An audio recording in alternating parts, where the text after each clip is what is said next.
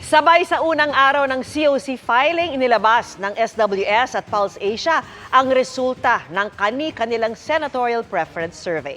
At nakatutok si Salim Refrat. Sa survey ng SWS na kinomisyon ng grupong Strat-based group, 13 pangalan ang may chance na makapasok sa Magic 12. Kasama rito sina Congressman Erwin Tulfo, dating Senate President Tito Soto, Senador Pia Cayetano, dating Pangulong Rodrigo Duterte at Senator Amy Marcos. Dating Senador Panfilo Lacson, Senador Bong Revilla, Representative Camille Villar, Makati Mayor Abigail Binay, Senador Lito Lapid, dating Senador Manny Pacquiao, Senador Bato de la Rosa at Senador Bongo. Sa commission survey na isinagawa mula September 14 hanggang 23 ngayong taon, nagpakita ng listahan ng pangalan ng mga politiko, artista at iba pang personalidad. Ang 1,500 respondents pinapili ng 12 pangalan mula sa listahan.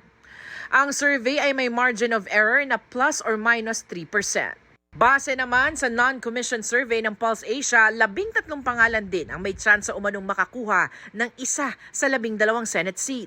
Kasama rito sina Congressman Erwin Tulfo, mamamahayag na si Ben Tulfo, dating Senate President Tito Soto, Senadora Pia Cayetano, Senador Bongo, dating Pangulong Rodrigo Duterte, Makati Mayor Abby Binay, Senador Bong Revilla Jr., dating Senador Ping Lacson, dating Senador Manny Pacquiao, Senadora Amy Marcos, Senador Bato de la Rosa at Senador Lito Lapid.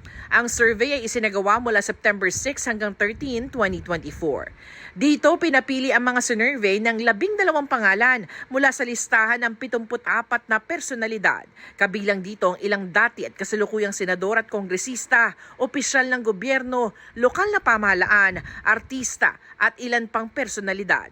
Nasa 2,400 na katao ang sinurvey at may margin of error na plus minus 2%. Para sa GMA Integrated News, Salima Refran, nakatutok 24 oras.